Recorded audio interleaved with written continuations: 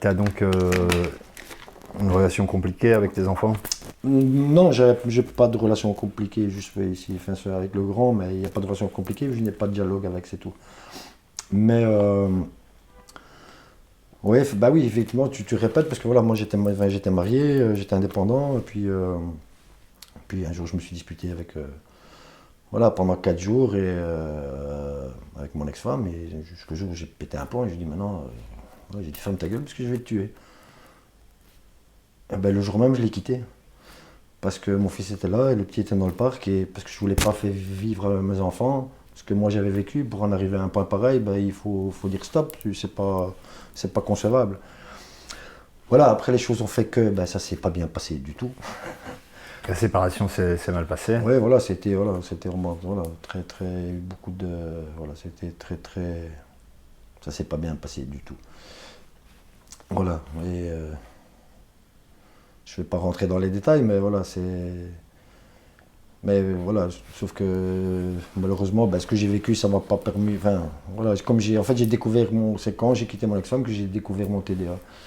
Et là, ben, pour moi, ça, toute ma vie, en fait, j'ai compris que j'avais fait beaucoup de mal autour de moi, mais inconsciemment, parce qu'en fait, j'ai peur de rien, parce que j'ai toujours tout dit, tout ce que je faisais à tout le monde, à ma famille.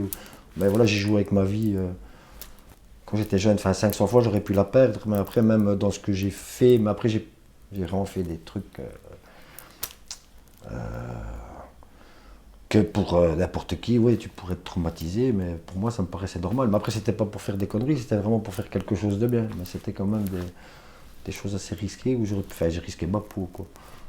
Genre quoi, par exemple? Ben, genre j'ai emprunté 50 000 euros à un gars à Bruxelles parce que j'avais besoin de 50 000 euros pour moi avoir un prêt à la banque pour moi racheter une autre société parce que j'étais en train de m'agrandir. Donc c'était vraiment pour quelque chose de bien. Et je rachetais une société, il y avait des machines que je revendais. Je faisais l'opération et voilà, je remboursais le gars. Mais comme je ne savais pas avoir de prêt, donc j'avais besoin de cette liquidité pour pouvoir avoir le... En fait, j'étais mal conseillé par mon comptable et le financier. Et donc bah, j'ai fait faillite. Après cet argent, j'ai dû le rembourser. Mais bon, c'est pas la banque, tu vois. C'est pas la banque. Donc voilà, et donc je me suis pointé à Bruxelles, enfin voilà, j'ai payé mes dettes, j'ai payé par mois et tout, mais voilà, je montais dans une voiture, il y avait 3 gars, tu vois. Et bon, quand j'ai demandé l'argent, moi l'argent, je l'ai eu quasiment tout fait. J'ai demandé à quelqu'un qui connaissait quelqu'un, et voilà, je suis arrivé, pam, pam, pam, pam, pam. Voilà. Bon, ce genre de choses, ben, moi je l'ai dit à ma famille, forcément. Parce que, mais moi j'avais pas peur de ce que je faisais, parce que moi ce que je faisais, encore une fois, c'est pour quelque chose de concret, c'est pour ma famille, c'était pour, voilà, pour le travail, c'était pas pour partir en vacances, ou acheter une, enfin je sais pas, tu vois, c'était pas pour une connerie. Donc ce genre de choses que j'ai fait, ben voilà, ça fait peur, tu comprends, ma famille a eu plus peur que moi je n'ai eu peur, tu vois. Ouais, tu risquais ta vie, quoi. Ah ouais. Et en fait, donc, tu as été indépendant, tu faisais quoi exactement? Alors j'étais indépendant dans le bâtiment, moi en fait, au niveau professionnel, ben, j'ai quitté pour en revenir à l'école. Ouais. C'est vrai qu'on devait faire un canevas, mais t'as vu, ça marche pas avec moi. Donc après la quarantaine, après Bonne-Espérance, j'ai fait l'Athénée provinciale Mhm. pour terminer ma deuxième. Et là, j'ai atterri aux Arts et Métiers. Donc alors aux Arts et Métiers, ça s'est très bien passé.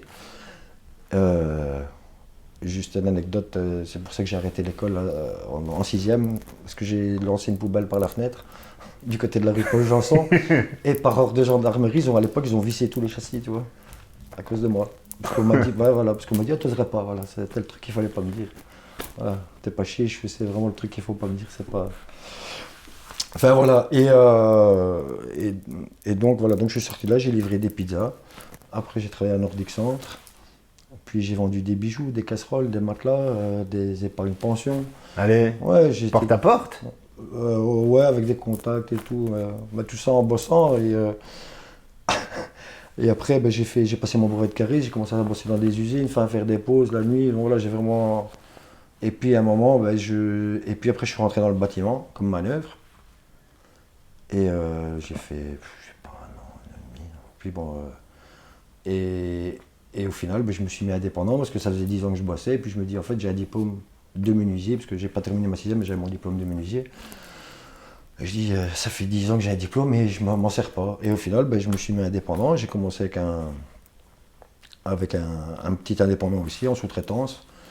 Et j'ai commencé à bosser pour une boîte de Bruxelles en sous-traitance pour lui, donc, et j'ai commencé à gérer ses chantiers en fait. Et 2 mois avant que ma femme elle accouche, en fait, le gars me dit écoute, non, j'ai plus de travail pour toi. En fait, bah, moi je me suis pris la tête parce qu'en plus, bon, lui il n'était pas là, mais c'est moi qui gérais, j'avais 15 bonhommes à gérer. Et donc, du coup, bah, j'ai fait un prêt pour une cuisine équipée. Et j'ai mis un acompte sur la camionnette, j'ai acheté ma camionnette. Et donc, j'ai eu des contrats avec ces sociétés-là.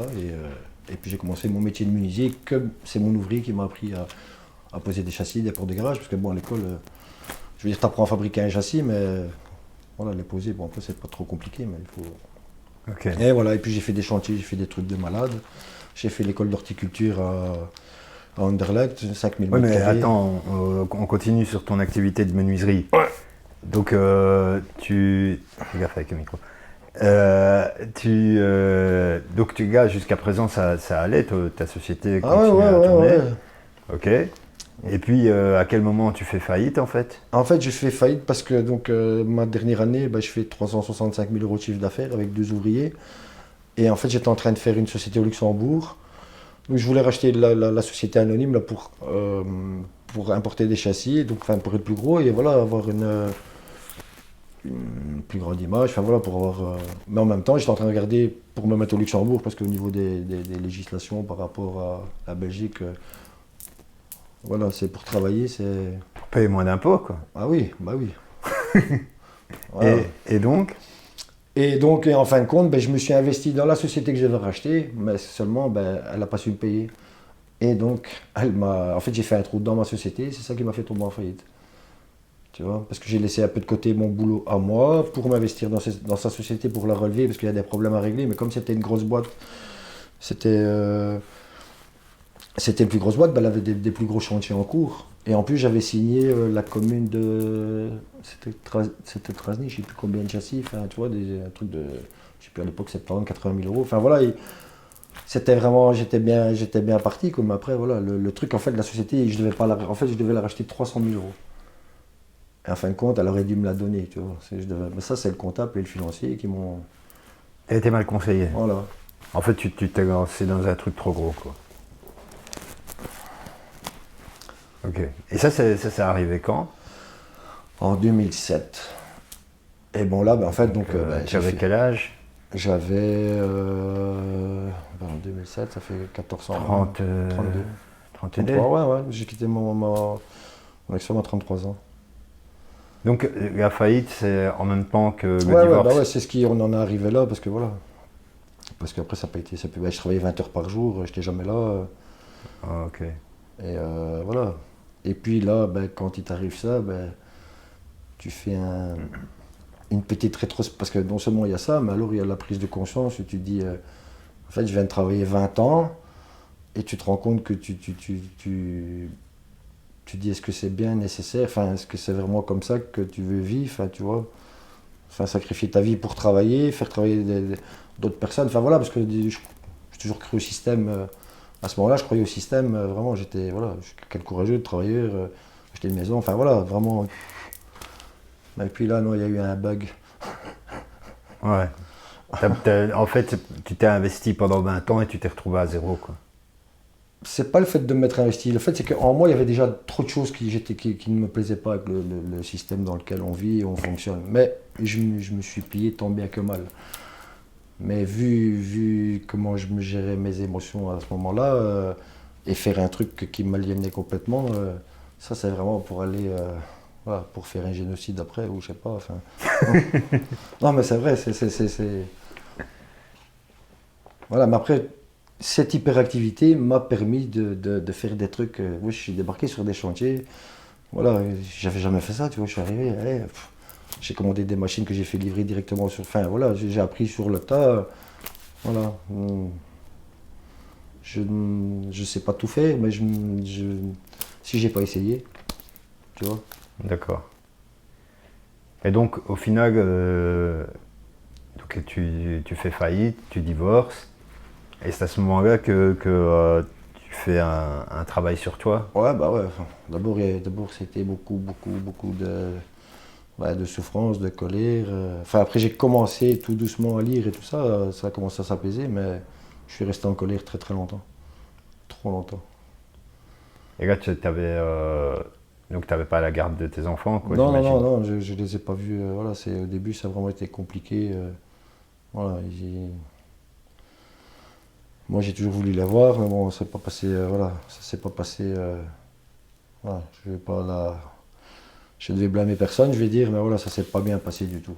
Et encore une fois, c'était pas.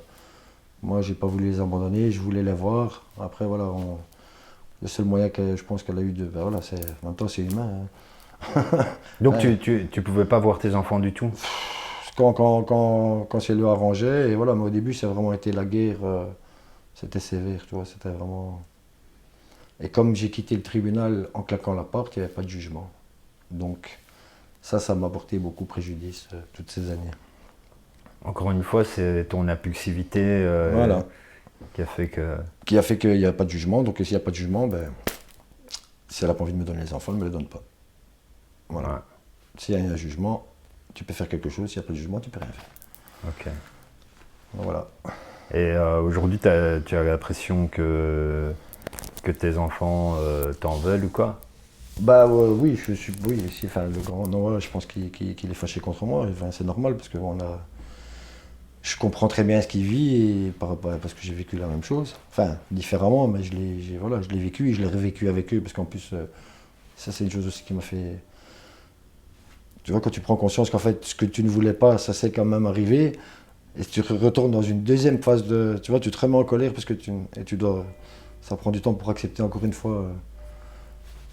Enfin voilà, le temps que tu arrives à comprendre enfin tout. Tous ces trucs qui t'arrivent dans ta vie. Ah oui, il est fâché, ça c'est clair, il est fâché. Mais je pense que voilà, il a 50% de mon ADN et qu'il va trouver. Il aura Mhm. besoin de vérité comme son père, parce que ça c'est comme ça. Et quoi, en faisant cet entretien aujourd'hui, il y a aussi peut-être un message que tu veux faire passer par rapport à, justement, par rapport à tes enfants?